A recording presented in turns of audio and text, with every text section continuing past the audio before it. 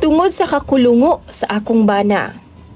Giharvest ba naman ang pilok sa kanding sa akong mama o gibutang sa iyang tabadidoy?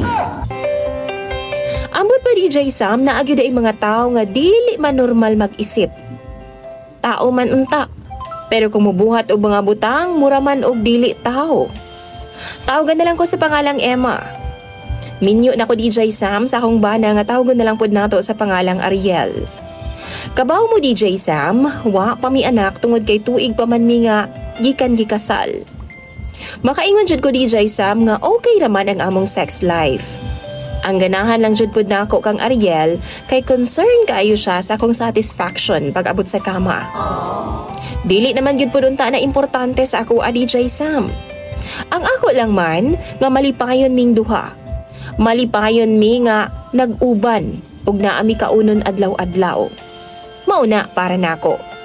Pero lahi man dai sa iyaha.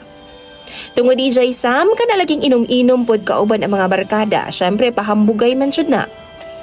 Dili man gyud na sila malikayan nga maghisgot sa sex life.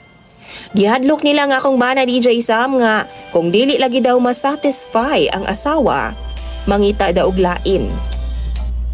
One morning DJ Sam, sayo kay si mama nga nagyaw-yaw og nanuktok sa among pultahan.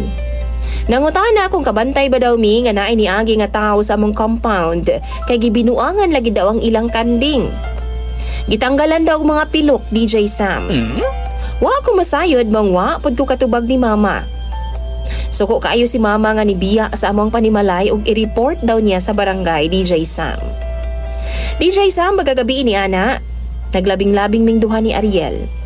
Ana pa siya na daw siya'y sorpresa para nako ug ikalipay ki daw nigtama nako. DJ Sam, Diyos ko day, ang iyang sorpresa man di ay sa ako agita oran day niyagpilok sa kanding ang iyang tabadidoy. Patay jud siyang mama anak. DJ Sam, wa jud ko giganahan ug naglagot jud ko sa iyaha. Mura naman huon kog hugawan sa iyaha kay bisan asa ra baya paingon ang among kanding DJ Sam. Sa kabwiset nako sa akong bana nga si Ariel, ni pauli ko sa akong mga ginikanan.